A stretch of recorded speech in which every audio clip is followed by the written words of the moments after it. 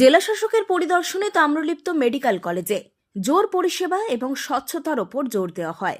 জেলাবাসীর চিকিৎসার অন্যতম ভরসা Tamralipta government medical college and হাসপাতাল। এবার সেই হাসপাতালের পরিকাঠামো খতিয়ে দেখতে এবং পরিষেবা আরও উন্নত করতে ময়দানে নামলেন পূর্ব মেদিনীপুরের জেলাশাসক শ্রী ইউনিস রেসিন ইসমাইল।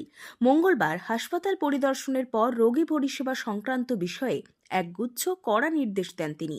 এদিন হাসপাতাল ঘুরে দেখার পর জেলাশাসক মেডিকেল কলেজের সহকারী অধ্যক্ষকে নির্দেশ দেন যাতে সাধারণ মানুষ সমস্ত সরকারি ও পিপিপি মডেলের প্রকল্পের সুবিধে ঠিকমতো পান তা নিশ্চিত করতে হবে। কোন পরিষেবা কোথায় মিলছে তা সাধারণের বোঝার সুবিধার্থে হাসপাতালের সর্বত্র স্পষ্ট ও বড় করে সাইনবোর্ড টাঙানোর নির্দেশ দিয়েছেন তিনি। পূর্ব মেদিনীপুর জেলা একদিকে যেমন শিল্পাঞ্চল সমৃদ্ধ, অন্যদিকে দীঘা মন্দারমণির মতো পর্যটন কেন্দ্রগুলিতে সারা বছরই ভিড় লেগে থাকে। জেলাশাসকের মতে হলদিয়া শিল্পাঞ্চল বা পর্যটন কেন্দ্রগুলিতে কোনো দুর্ঘটনা ঘটলে এই হাসপাতালে চিকিৎসার প্রধান কেন্দ্র। তাই জরুরি বিভাগে 24 ঘন্টা নিরবিচ্ছিন্ন চিকিৎসা পরিষেবা নিশ্চিত করতে হবে। বহির্বিভাগে অতিরিক্ত ভিড়ের কথা মাথায় রেখে চিকিৎসকদের আরও বেশি সতর্ক ও সংবেদনশীল থাকার নির্দেশ দিয়েছেন তিনি। পরিষ্কার পরিচ্ছন্ন রাখার বিষয়ে আপোষ করতে রাজি নন জেলাশাসক।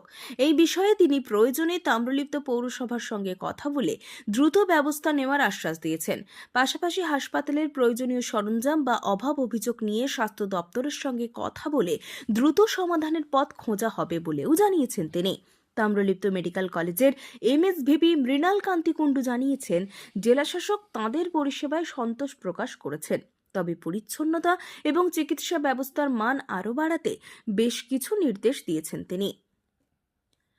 জেলার একমাত্র মেডিকেল কলেজের ওপর সাধারণ মানুষের যে আকাশ ছোঁয়া ভরসা তা বজায় রাখাই এখন প্রশাসনের মূল লক্ষ্য। কাজল মাইতির রিপোর্ট, দেশ মানুষ।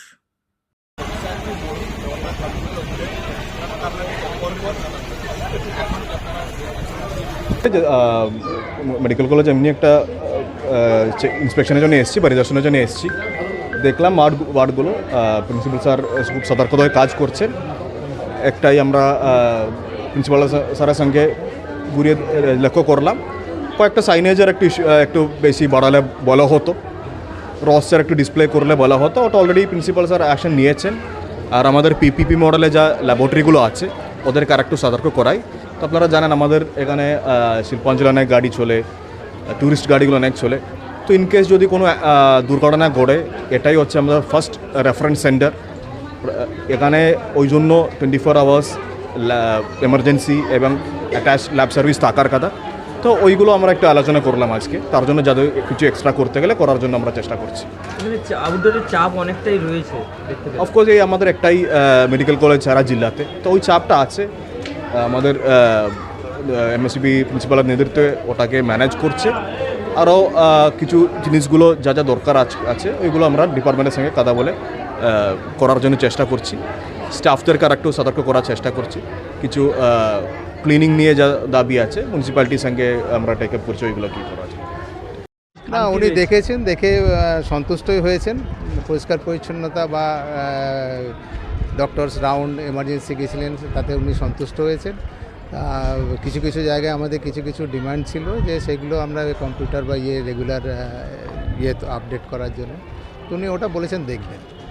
উনি কথা দিয়েছেন যে উনি যেগুলো প্রবলেমগুলো আছে সপ্তাহ একদম কমপ্লিট নিয়ে কিছু কিছু প্রবলেম আছে সেগুলো উনি চেয়েছেন, যে আমাদের ডিমান্ড চেয়েছেন, রিকুয়েশন চেয়েছেন, যে উনি সেগুলো ফুলফিল করার। মেডিকেল কলেজে কি একটু চাপ রয়েছে? চাপ তো সবসময় রয়েছে, চাপ তো সবসময় রয়েছে। এই যে রোগীদের জন্য যে নতুন বিল্ডিং একটা, সেটার জন্য স্বাস্থ্য ভবনে কথাবার্তা চলছে। ঠিক আছে।